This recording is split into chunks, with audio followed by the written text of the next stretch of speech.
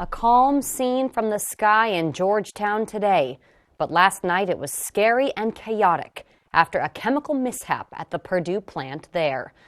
Good evening. I'm Madeline Overturf. Welcome to our News at 6. We begin tonight with extensive coverage of a Georgetown Perdue hazmat last night that even now is causing concerns, questions, and fear. We have many components of this story that you first saw on the Coast TV News app.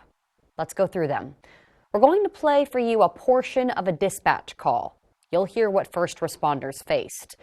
We will explain the chemicals involved that triggered a smoke plume feared to be toxic that shot out of the plant. We have new reaction from neighbors who were told to shelter in place. And we have responses from the state agencies involved in this hazmat and Perdue itself. But we begin tonight with an exclusive interview with a person who was in the plant the entire time. Coast TV News spoke exclusively today with the Perdue employee. She asked to remain anonymous, and in her words, this is what happened.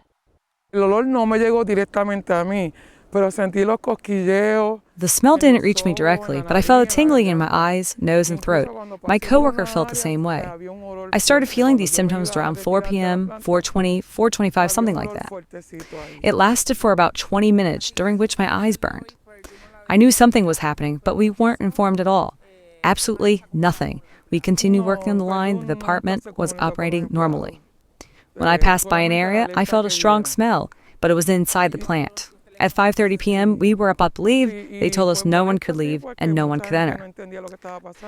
They were only saying in English that we couldn't leave. No explanations were given. People didn't know what to do. I didn't know what to do either, whether to stay in the cafeteria or in the meeting room, and no one knew what was happening. They never explained what happened. We found out from the same people who were talking. The supervisors were talking about what was going on, but no one knew until a text message was sent out to everyone in the area.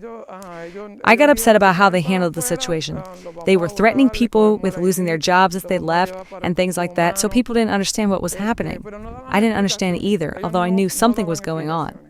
Then people started talking about it, but they kept us there till 6:30 p.m., and no one could leave or enter.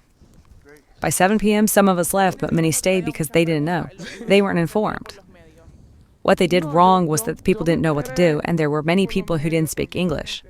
They were just threatening people with losing their jobs without giving explanations. That upset me. Work continued normally. No one has said anything.